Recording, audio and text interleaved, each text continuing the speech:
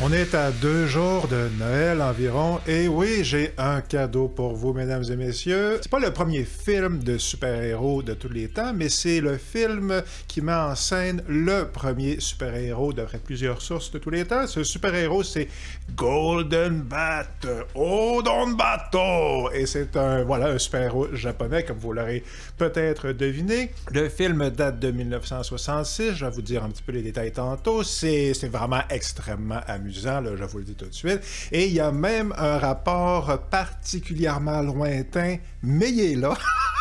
Avec la fête de Noël. Alors, ben voilà, sans plus tarder, qu'est-ce que c'est le film? Ben, comme je l'ai dit en introduction, c'est Golden Bat, Ogon Bato. Le super-héros est aussi connu sous le nom de Fantomas ou Fantoman. Il y a toute une série d'animés. Il y a eu une copie coréenne dans les années 80, ce que j'en comprends. À la base, le film de 1966, donc, qui met en scène le légendaire Sonny Chiba, ben, le film est basé sur un personnage de bande dessinée et d'après Wikipédia, c'est une bande dessinée qui est sortie en 1930-1931 et selon plusieurs sources, c'est le premier super-héros de tous les temps. Il date d'avant Superman, de plusieurs années avant Batman. L'autre grand candidat, le principal candidat au titre de premier super-héros de tous les temps, c'est un autre japonais, ce que j'en comprends, c'est genre Prince of Space ou quelque chose comme ça. Et ben, qu'est-ce que ça raconte? En gros, on est dans un futur pas trop lointain, et comme dans beaucoup de futurs pas trop lointains japonais, ça ressemble étrangement exactement à Tokyo. Ou le Japon des années 60, mais on a de la technologie de style Goldorak Sentinelle de l'air, pas les robots, mais les ordinateurs, puis le genre de technologie comme ça. Et on a découvert une nouvelle planète, la planète Icar. Mais le problème, c'est que la planète Icar, comme le découvre le jeune adolescent, qui est le principal héros de notre aventure, la planète Icar, elle fonce drette sur la Terre. Elle va nous anéantir.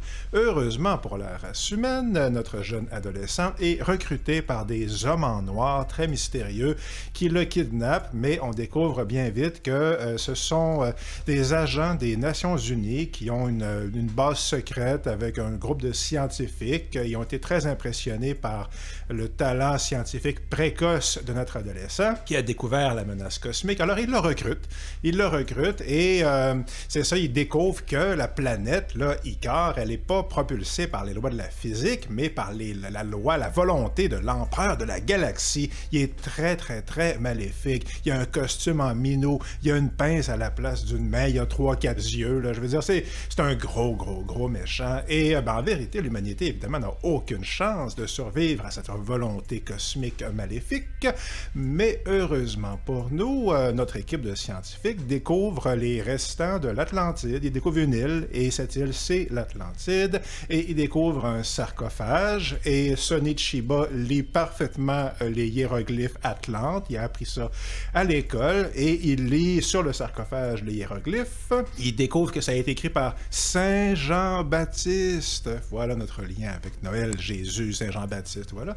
Et, mais c'est pas Jésus qui est dans la tombe, mais c'est le sauveur de l'humanité, celui que la prophétie qui est écrite sur le sarcophage nous annonce qu'il va sauver l'humanité quand ça va mal aller.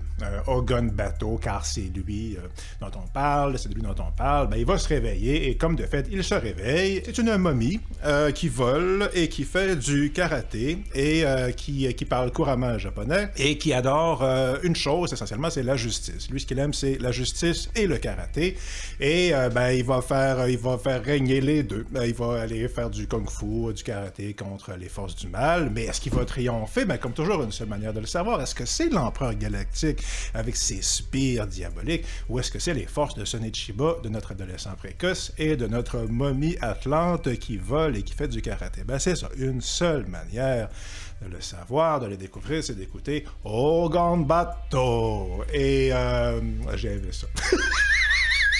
C'est un autre registre, par exemple, que le film soviétique de 1985, dont on y a parlé il y a quelques jours, le Day of Wrath. Là, on n'est pas dans le registre tarkovskien. C'est pas un film de Sokurov. Là. C'est un film de super-héros japonais. Si on veut, ça a les défauts là, du film de super-héros japonais, dans la mesure où les personnages ont aucune profondeur, les effets spéciaux, mais honnêtement, on s'en fout, là. Regarde, c'est un film hyper cool avec un super-héros japonais qui a une profondeur psychologique absolument là, diaphane, il n'y a rien, là, c'est ça.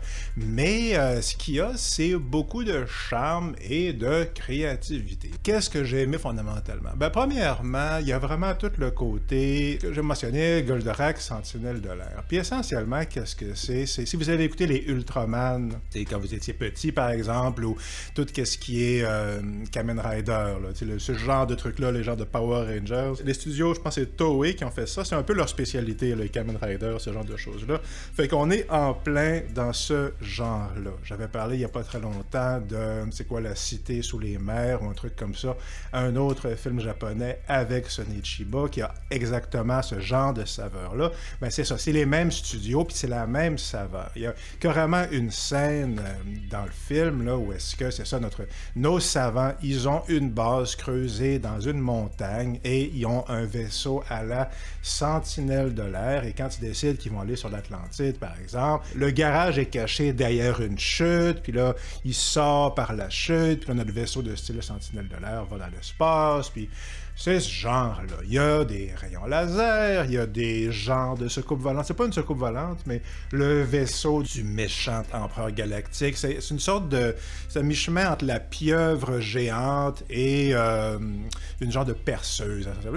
C'est une pieuvre perceuse qui traverse le temps, l'espace et la Terre. Fondamentalement... C'est ça que c'est. C'est dans le genre Ultraman, mais c'est en noir et blanc, années 60. Puis, qu'est-ce qu'il y a dans le personnage qui l'a rendu aussi légendaire? Ça serait vraiment... c'est vraiment difficile à dire. Je pense que c'est juste la créativité délirante du truc, là. Je veux dire, encore une fois, le super-héros, c'est une momie avec une chauve-souris, là, genre sur son torse, là, je pense qu'il y a ça. Puis on peut faire venir le super-héros avec un communicateur qui est en forme de chauve-souris, essentiellement, qui donne à un enfant, évidemment, là, pour que l'enfant puisse l'appeler, comme Jimmy Olsen fait un petit peu. Donc c'est ça. Mais on a donc notre momie avec un rictus à la docteur Sardonicus, là, et puis qui a une cape, et il vole, et il a un bâton, et il donne des coups de bâton, puis il fait des laïus et des monologues sur la justice, puis il rit beaucoup. Il est tout le temps... il est tout le temps en train de rire comme ça. C'est conçu pour amuser les adolescents de 10-12 ans ou quelque chose comme ça. Fait que c'est ça que c'est, puis c'est ça le ton. Ça fait qu'au niveau de l'histoire, ben, c'est évident que... c'est pas forcément hyper songé, mais en vérité, c'est pas hyper songé, mais c'est quand même amusant. C'est comme une série de mésaventures. C'est comme une série d'épisodes de séries télé collés ensemble. Je pense pas que c'est ça qui est arrivé ici, mais ça donne un peu cette impression-là où à toutes les 20-30 minutes, il y a une sorte de revirement, là. Le gros de l'intrigue, c'est que notre méchant va remplacer quelques-uns de nos héros par des sosies. Ça fait qu'il y a des genres de trucs où est-ce que, c'est ça, nos héros sont en train de dévoiler leur plan. Puis là, on voit le sosie qui a pris la forme d'une des filles, par exemple. Puis là, bon, oui, ce genre d'affaires-là. Puis nos héros inventent un rayon laser. Puis ça, c'est quand même curieux comme phénomène parce que ça fait partie des très nombreux films d'invasion extraterrestre où notre envahisseur a une technologie qui lui permet de traverser la galaxie, de conquérir la galaxie, c'est comme l'empereur Ming, mais les humains ont quand même réussi à inventer un rayon laser qui est plus puissant que toute la technologie. Puis c'est ça qui arrive ici. Les humains inventent un rayon laser qui est assez puissant pour détruire la planète Icar qui fonce direct sur nous autres. Puis, fait que donc, l'empereur de la galaxie considère que c'est dans son intérêt de voler le rayon laser en question. L'économie de la conquête galactique n'est jamais tellement bien précisée. Il n'y a pas vraiment de raison. Les trucs arrivent parce que c'est un film de super-héros japonais, puis... c'est pas beaucoup plus sophistiqué que ça. Mais c'est ça. Fait, comme j'ai mentionné, il y a des nombreuses versions. Il y a eu l'animé dans les années... Un peu après le film, je pense que l'année d'après, ça a duré un an ou deux. Apparemment, ça a joué en Europe aussi, en Amérique latine, etc. Puis, c'est ça. Je mentionnais la copie coréenne que je n'ai pas encore écoutée, mais que je suis très curieux de voir. Je ne serais pas très surpris qu'il apparaisse dans les films turcs ou les films de Santo. Santo, j'en doute, mais ça m'étonnerait pas pantoute qu'il y ait une copie turque. Captain America et l'homme araignée apparaissent dans les films turcs. Ça fait que si je le trouve, je vais le dire. Si j'en trouve une copie turque. Mais en ce qui concerne le film, c'est juste amusant. En tant que fan de science-fiction, puis qui aime bien les Goldorak, puis ce genre de trucs-là, puis qui a grandi avec Goldorak, avec Godzilla, avec Ultraman que j'ai mentionné, ben ça a cette saveur-là, puis c'est un précurseur de tout ce genre-là. Fait que pourquoi c'est bon? Ben pour ça, parce que ça s'adresse à l'enfant japonais moyen de 10-12 ans. Puis si vous avez en dedans de vous, dans votre cœur, quelque chose qui ressemble à un enfant japonais de 10-12 ans, ben il va aimer ça. Ça fait que joyeux Noël et longue vie à Ogan Bato!